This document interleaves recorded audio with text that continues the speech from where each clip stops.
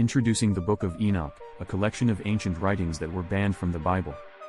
It tells the lost history of the Nephilim, said to be the cursed offspring between humans and the sons of God. Perhaps you've heard of Enoch before, but what does it really say? And why is it so often misunderstood? In this video, I'll take you inside the Book of Enoch and explore the history of the most famous book that was banned from the Bible. Across world mythology, one race of monsters seems to appear again and again. The giants, humanoid beings of immense size and brutality. The north of early Scandinavia spoke of beings called the Idna, primordial entities known for their cruelty and appetite for flesh. The most famous of these is Ymir, whose dismembered body was used to shape the forests, mountains, and fjords of the earth. In the myths of ancient Greece, we find the fearsome gigantes, who failed to overthrow the gods alongside the Titans. One of these divine rebels was called Prometheus, a Titan who stole fire from Zeus and gifted it to humanity. His punishment to be chained to a rock for eternity. Some of the earliest descriptions of giants come from the ancient Levant, where early Hebrew writers recorded myths of a cursed offspring between angel and man. They called them Nephilim. And it's these giants that will come to play a key role in the Book of Enoch. The origin of the Nephilim come from the book of Genesis chapter 6. It tells the early history of humankind and how they were corrupted by a group of beings known as the sons of God. And this is the original text. When man began to multiply on the face of the land, and daughters were born to them, the sons of God saw that the daughters of man were attractive, and they took as their wives any they chose. The Nephilim were on earth in those days, and also afterward, when the sons of God came into the daughters of man, and they bore children to them. These were the mighty men who were of old, the men of renown. This passage in Genesis reveals the true origin of the Nephilim, a race of semi-defined beings born of a forbidden union between the human women and what appears to be angels. In the story, God is angered by humanity's corruption and decides to drown the world in a great flood. Aside from Noah and his family, the rest of humanity are washed away. Now, that should have been the end for the Nephilim, but strangely they reappear after the biblical flood. This story comes from the book of Numbers during the time when Moses led the Hebrews through the desert as they journeyed to the promised land. And there we saw the Nephilim, the sons of Enoch, who come from the Nephilim. And we seem to them like grasshoppers in their sight. If we take that literally and scale it up, the Nephilim would have been around the size of the Statue of Liberty. So, by this account, the Nephilim truly are gigantic. Of course, it's possible that this is an exaggeration. Maybe a way to say they were simply strong warriors rather than evidence that they were actual giants. Regardless, the Nephilim are some of the most unusual and debated beings in all of biblical law. But for such interesting monsters, it's a shame that almost nothing else is said about them. But there are some hints if you know where to look. It's times like these when knowledge of biblical Hebrew comes handy. Well, I've got you covered. When you look at the word itself, Nephilim comes from the root word naphal, meaning fallen ones. Speaking of translation, some of the best answers we have come from an early Greek version of the Bible. The Septuagint translates the word Nephilim with the Greek word gigantes, which as we've seen means giants. All this is a good indication about how the Nephilim were understood back then. But I think we can one-up that. You see, around this time, other stories began to circulate claiming to reveal the true origin of the Nephilim, and that was the Book of Enoch. Of all the characters to have their own banned biblical book, it's rather surprising that the hero of our story is, well, Enoch. You see, in the canonical Bible, Enoch is a very minor figure mentioned only really in passing. Enoch appears once listed in a very long family tree. But unlike the other names on this list, the Bible includes a very unusual detail. Thus, all the days of Enoch were 365 years. Enoch walked with God and he was not, for God took him. Aside from living to the ripe old age of 365, the text also reveals that Enoch walked with God. What could that mean? Ever since the earliest biblical interpretations, this line has caught people's attention, especially as the Nephilim story is directly afterwards. It was not long until people began putting the pieces together and wrote stories to expand on the mysteries left unanswered by the book of Genesis. The result is the Book of Enoch, the story of what happened when Enoch walked with God. It claims to contain extra details about the events in the book of Genesis and the origin of the biblical Nephilim. What's more, it contained details so startling that it was banned from the biblical canon. In fact, it's a miracle that this text has even survived. You see, it was only relatively recently that the Book of Enoch was reintroduced to the West. In 6007, English explorer Sir Walter Raleigh was imprisoned in the Tower of London, awaiting trial for a plot against the king. To pass the time in jail, Raleigh embarked on writing an entire history of the world. Although this book was ultimately unfinished, Raleigh mentions a strange rumor he had heard that there was a lost text written by the biblical Enoch which revealed the course of the stars, their names and motions. According to Raleigh, it was being kept safely in the land of Sheba, which today we know as Ethiopia. At the time, Raleigh's cryptic reference to the Book of Enoch went largely unnoticed. But that was until 1773 when a collection of ancient manuscripts were smuggled out of Ethiopia. Among them was a copy of what we now know as the Book of Enoch. You see, Ethiopia is home to some of the oldest Christian churches in the world. Yet, it's often left out of many Christian histories. In fact, some of the Bible's greatest treasures are said to be housed there. If the stories are to be believed, it may be the final resting place of the Ark of the Covenant. But that's a story of another video. Anyway, ever since its origins, the Ethiopian Orthodox Church has regarded the Book of Enoch as canonical and still does to this day. As scholars examined and translated these ancient manuscripts, some dating as far back as the 5th century AD, they soon realized that in their hands was the lost Book of Enoch as described by Sir Walter Raleigh. Fast forward to the mid-9th century with the discovery of the Dead Sea Scrolls, a cache of ancient manuscripts discovered in caves above the ruins of an ancient monastery preserved by the desert's heat and dryness. Some of these texts included copies of the Book of Enoch. In fact, they were some of the oldest non-biblical texts ever discovered and confirmed the theory that the Book of Enoch was indeed ancient. And here's what they found inside. The Book of Enoch, sometimes referred to as 1 Enoch, is a collection of at least 5 separate writings stitched together into one larger work. These include the Book of Watchers, the Parables of Enoch, the Book of the Luminaries, the Book of Visions, and finally the Letter of Enoch. Each of these 5 books were written at different times from around the 3rd century BC all the way to the 1st century AD. Each section focuses on a different subject. From the Book of Visions, which contains strange apocalyptic dreams, to the Book of the Luminaries, which charts the movements of the sun, moon, and stars. But let's begin with the most dramatic of them all, which documents the fall of the angels and the rise of the Nephilim. The Book of Enoch opens with a warning to all who would dare to read it. A warning of an apocalypse. You see, in the distant future, God will emerge from heaven and his angelic armies will descend upon the earth. Those who have embraced a life of sin will be cast into the fire. This is a pretty ominous opening, but Enoch tells us that such threats should not be taken lightly. After all, it would not be the first time that God has chosen to end all creation. The Book of Watchers is set near the start of the book of Genesis when the children of Adam and Eve began to spread across the face of the earth. Now, life was tough for these early people. You see, within a few days of even existing, Adam and Eve had already forfeited the Garden of Eden and their son Cain had murdered his brother Abel. It was not a great start, but things were about to get worse. A lot worse. Up in heaven lived a group of angels known as the Watchers. Although their duty was to guide humanity, they soon became well distracted. You see, as they watched over humanity, their gaze began to turn toward the human women. Drawn in by their beauty, a dark desire began to develop. And the Watchers, the sons of heaven, saw them and desired them. And they said to one another, "Come, let us choose for ourselves wives from the daughters of men, and let us beget children for ourselves." Among the Watchers was a chieftain named Shemhaza, a powerful angel who led his fallen comrades down to earth, and from there committed a great sin against God. The human women soon fell pregnant and gave birth to a cursed offspring, the Nephilim, a race of savage, cruel giants who stood at the size of mountains. It was not long until they began to run rampant across the earth.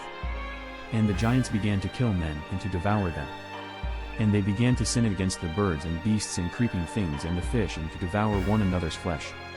With the rise of the Nephilim on earth, the Watchers had brought untold corruption against the natural order, and soon the earth itself cried out under their lawlessness. But the sin of the Watchers was not over. In fact, it was only just getting started. During the chaos and calamity wrought by Shemhaza and his followers, another Watcher known as Azrael began to take pity on the humans. Seeing their primitive ways, he revealed to them the many secrets of heaven. Azrael taught the humans the art of metallurgy. How to mine metals hidden in the earth and craft them into weapons of war. He also taught them how to shape gold into jewelry and crowns. Azrael taught humanity the art of civilization and with it unlocked an insatiable appetite for knowledge. It was not long for the other Watchers to take notice and they too began to reveal their secrets. Shahaza taught enchantments and root tutings. Barakiel taught astrology. Kakabeel, the constellations. Zikiel, the knowledge of the clouds. Arachiel, the signs of the earth. Shamsiel, the signs of the sun. And Zariel, the signs of the moon. Now, my favorite watcher is the lesser-known one called Hermione, who, and I'm not making this up, taught the humans the art of witchcraft and wizardry. It's Leviosar. Armed with this forbidden knowledge, the humans began to construct, create, and destroy. Warfare and violence spread across the land, and once again, the earth cried out in pain, and this time, heaven heard its call. Up in heaven, the remaining angels loyal to God looked down in despair.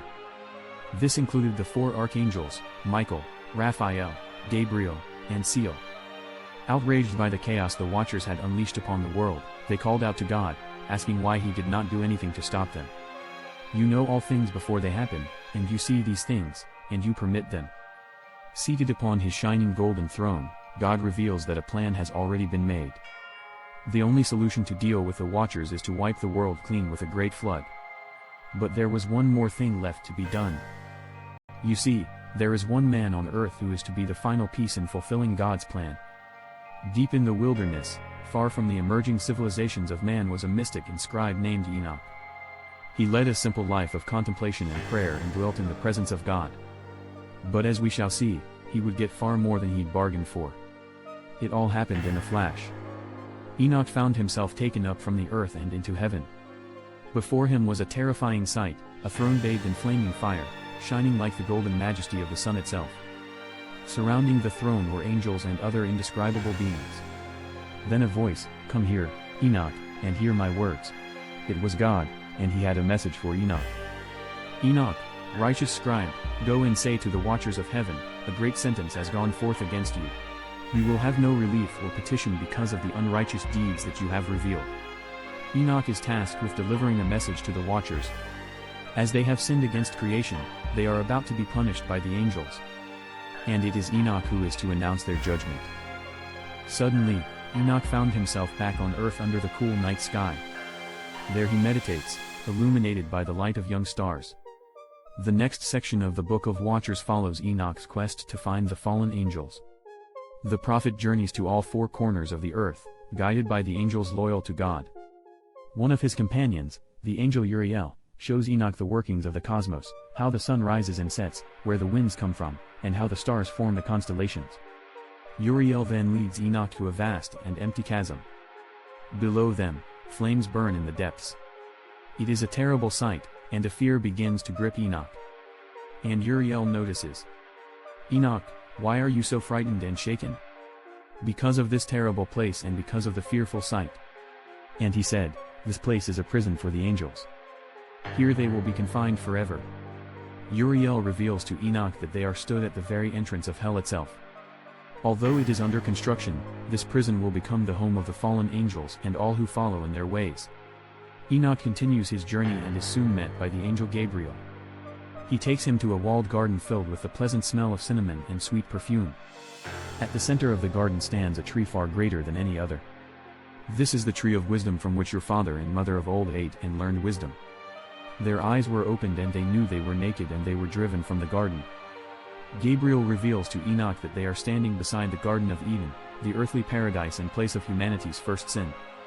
After many years of exploring the earth, Enoch finally nears the end of his quest, for he has found the Watchers. It was a terrible sight, though not for the reasons you would expect. You see, the Watchers were all curled up, afraid and trembling, unable to lift up their eyes out of shame.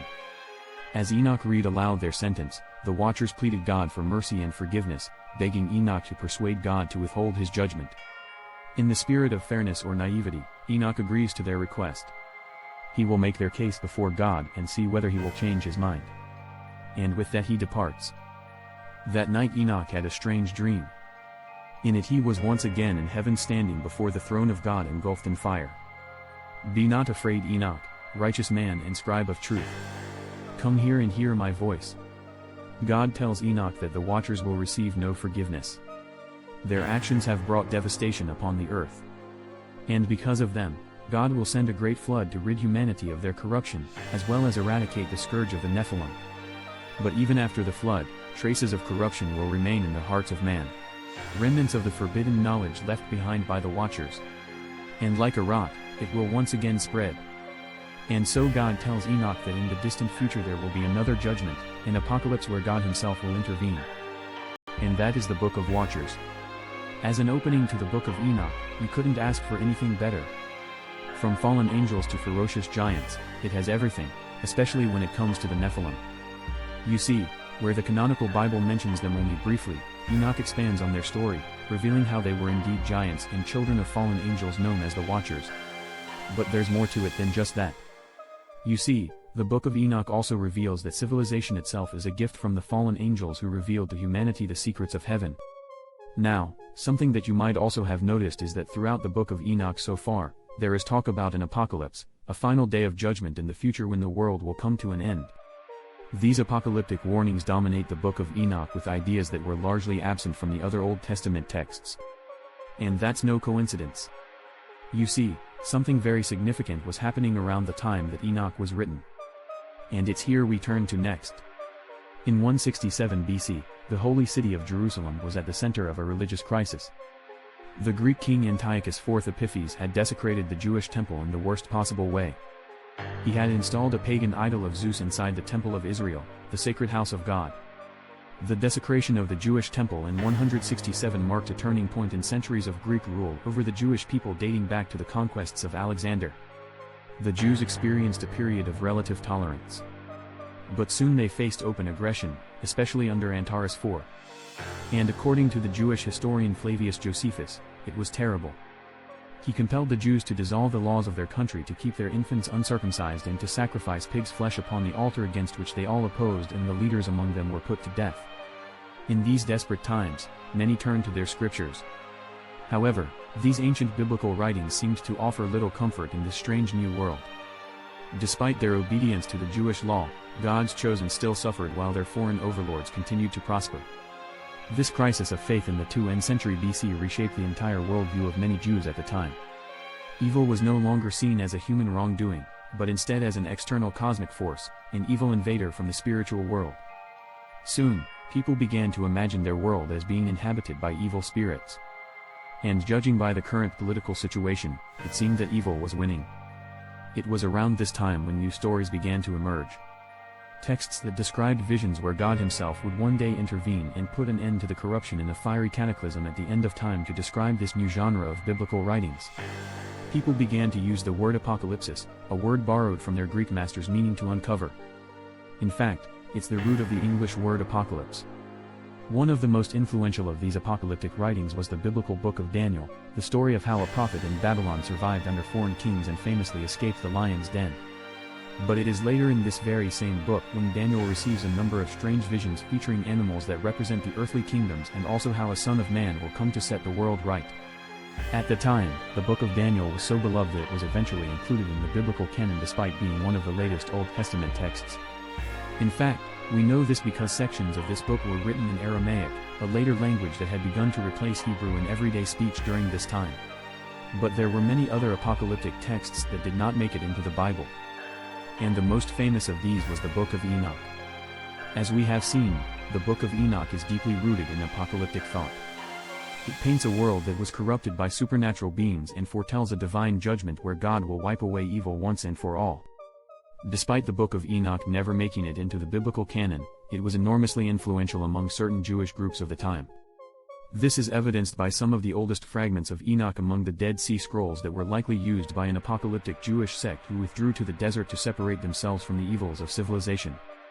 And while those Greek kingdoms eventually collapsed after a Jewish revolt, these apocalyptic beliefs would later resurface during the Roman annexation of Judea in 63 BC. You see, around the turn of the millennium, a certain carpenter from Nazareth began to speak of another judgment and a great renewal under the kingdom of God. But that's another story entirely. As for the Book of Enoch, its talk of apocalypses likely stem from its historical context. And knowing the world in which Enoch came from is essential to unlock this text. Among many biblical scholars, Enoch is considered to be one of the finest examples of Jewish apocalypticism that we have, even though it was ultimately excluded from the Bible. And with that, let's resume where we left off and explore the next chapter of the Book of Enoch. The Book of Parables is the second section of the Book of Enoch. Now, many scholars believe that it was originally written much later, likely by a different author. It contains strange visions of the future in which God will raise up the righteous and punish the wicked. Listen, OCS, the words of the Holy One, which I speak in the presence of the Lord of Spirits. During his travels, Enoch received many visions of the future, that one day there will be a final judgment. Although the precise time and place cannot be known, it will come when humanity is governed by corrupt rulers and powerful kings. The vision is centered around a chosen one who will come to save humanity. This figure is given the title Son of Man, and he will carry the wisdom and authority of heaven. According to this prophecy, he will rise on earth to confront the proud and expose the many injustices of the wicked. The faces of the mighty shall be cast down, and shame shall cover them. Afterwards, the angels shall measure paradise and prepare it for the faithful, those who lived according to God's commandments. In this new age, they will be taken away to live in paradise forever. The Book of Parables then ends with something rather cryptic. You see, the angels have a message for Enoch about the role that he is due to play. You are that Son of Man who was born for righteousness, and righteousness dwells upon you. In other words, it seems that Enoch is meant to be God's chosen one, the very Son of Man who appeared in his vision. But before we can learn anything more, the text comes to an abrupt close. The Book of Parables is your standard apocalyptic fare. The wicked are sent to hell and the righteous ascend to heaven, all tied up in the neat ribbon of fire and brimstone. The text focuses heavily on a mysterious figure called the Son of Man, who remains the central mystery of this book. Although this term appears in the Book of Daniel, it seems that the Book of Enoch is the first to present the Son of Man as some sort of divine figure. And Enoch won't be the last to do this. Just read the Gospel of Mark 13, which uses strikingly similar language. Let's continue our journey through the Book of Enoch, which takes a turn to the stars. As we know from the canonical book of Genesis, Enoch lived a long life, 365 years to be exact. Now, to pass the time, he probably needed a hobby, and it looks like he might have found one. The Book of the Luminaries is all about astronomy, the movements of celestial bodies like the sun, moon, and stars. The text reads like an ancient stargazing manual that was revealed to Enoch by the angel Uriel. It contains precise descriptions of the stars and other heavenly bodies. With this data, Enoch lays out how these cycles can be organized into charts to keep the time, or to you and me, a calendar. The key part of this book is its description of a solar calendar, one that follows the movements of the sun. In fact, Enoch's calendar is rather similar to the one we use today. It describes the year as a period of 364 days divided into 4 distinct seasons of 91 days each. In many ways, it's surprisingly familiar. Although, there's one problem. A true solar year is 365 days and a quarter. If this difference isn't properly accounted for, the seasons would gradually shift. To correct this, the Book of Enoch adds an extra day periodically, similar to the leap year in our modern calendar. The Book of the Luminaries is a bit of an odd one out when it comes to the Book of Enoch. After all, what does astronomy have to do with any of this? Consider Enoch's age, 365 years. It just so happens to be the length of a solar year. And that detail must have intrigued people even back then.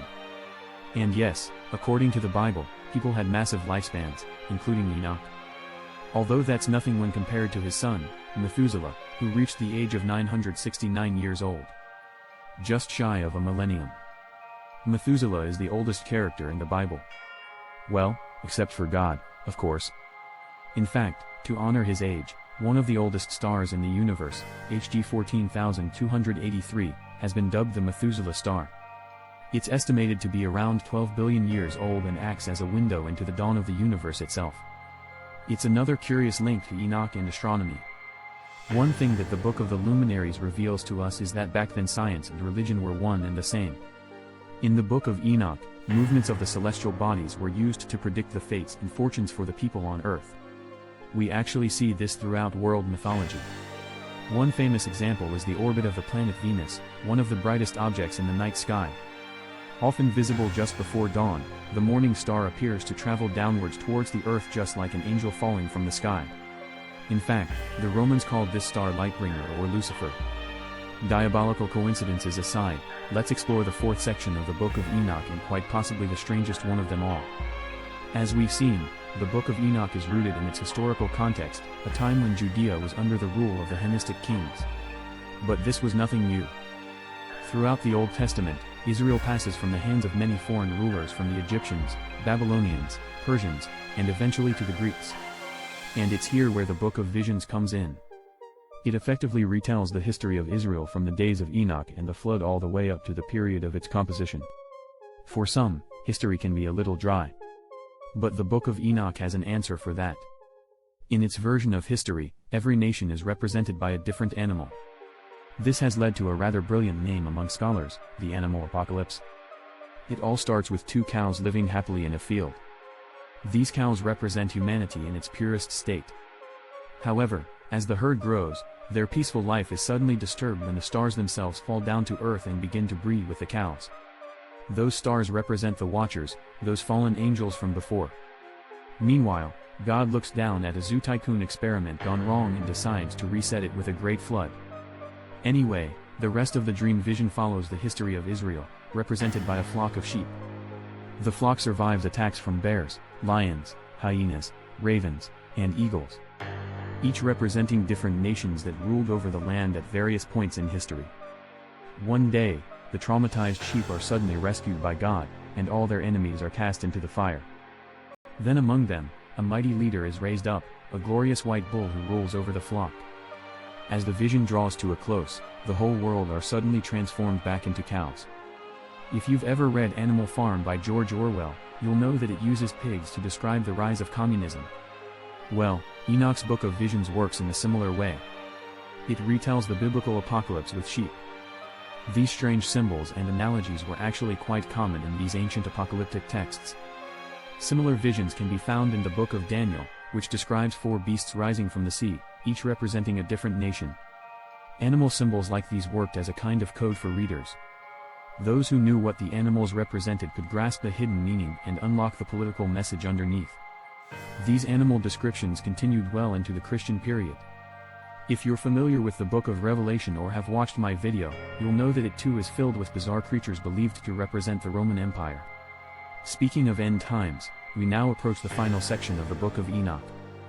The Book of Enoch closes with a letter from Enoch to his followers. Throughout his long life, God has revealed to him untold mysteries and horrors of the universe. And Enoch wants to pass on his final thoughts to those who have made it this far. But many of them are warnings. Woe to you, O rich, for in your riches you have trusted. From your riches you will depart because you have not remembered the Most High in the days of your riches. In the style of an ancient prophet, Enoch condemns the sins of the world, greed, corruption, and the oppression of the poor. But amid the warnings, there is a message for the faithful. Though the people might suffer now, Enoch promises a great reversal. Those who built their riches on cruelty will be brought low, and the humble will be raised up. Exactly when and what time, no one knows. And with that, the Book of Enoch comes to an end. Over the course of more than 100 chapters, we now know exactly what happened when Enoch walked with God. From such a small line in the Old Testament, the writers of Enoch have crafted a sprawling epic from apocalyptic parables and visions of cosmic judgment. For lovers of mythology, it has everything you could ask for, especially when it comes to the mysterious Nephilim and their origin. But where I find this book especially interesting is its links to the real-life politics of ancient Judea and how the oppression of foreign rulers gave rise to apocalyptic thinking, with its tales of evil kings and mighty rulers being humbled before the throne of God. But there's one final question about the Book of Enoch. If this text was so influential and widely read, then what happened to it? Why did the Book of Enoch not make it into the Bible? As we've seen, the Book of Enoch and the broader rise of apocalyptic texts represent a style of Jewish thought in the centuries before the time of Jesus. While writings like the Book of Daniel eventually made it into the Bible, the Book of Enoch did not. There are many reasons for this, and one of them is fairly straightforward. You see, the Book of Enoch's contents are simply extreme. The idea of fallen angels simply wouldn't have complemented the established body of Jewish literature at the time. The texts that would eventually develop into the Bible's Old Testament were more concerned with matters surrounding the Jewish law. And then there's the question of authorship. Although this book was supposedly written by the biblical Enoch, the fact that it was a relative latecomer led many to question its authenticity. While the Book of Enoch may not have been mainstream, it's important to remember that ancient Judaism was very diverse. In the centuries before Jesus, different religious groups held very different views. And so these apocalyptic writings like Enoch circulated at the fringes of society. Now, how the Book of Enoch was received in ancient Judaism is one thing. What about the Book of Enoch in Christianity? Here's where things get interesting. You see, some of the earliest Christian texts have echoes to Enoch. In the New Testament Epistle of Jude, the Book of Enoch is even quoted. This suggests that the author not only knew of Enoch, but understood it as authoritative. Many of Enoch's ideas seemed to be well placed within these early Christian communities. As far as we can tell, the early Christians believed that Jesus would return in their lifetime and with him a day of judgment would come. As Christianity began to expand, it moved away from its original setting in Judea and with it began to evolve into something different. Guided by figures like Athanasius and Augustine, the followers of Jesus began to focus less on things like the apocalypse and more on questions like the status and nature of Jesus. And with it, it seems that the Book of Enoch was gradually left out of the Christian canon. But there were those who held on to the Book of Enoch, those outside the sphere of Western Christianity far to the south in the African nation of Ethiopia. The Book of Enoch was and still is regarded as canonical, and we have these churches to thank for preserving this remarkable piece of apocryphal biblical writing. The Book of Enoch has left an imprint on Christian culture as we know it. Many say that the Book of Enoch popularized the myth of the fallen angel, an idea that first appears in this ancient text. This strange, wonderful, and curious book belongs to an extended universe of banned biblical literature. But of course, Enoch is one of many and is far from the most controversial. That title goes to the Gnostic Gospels, a series of Christian texts that claim to reveal the forbidden teachings of Jesus, including the Gospel of Judas. Watch here to find out more. Hey, thanks for watching.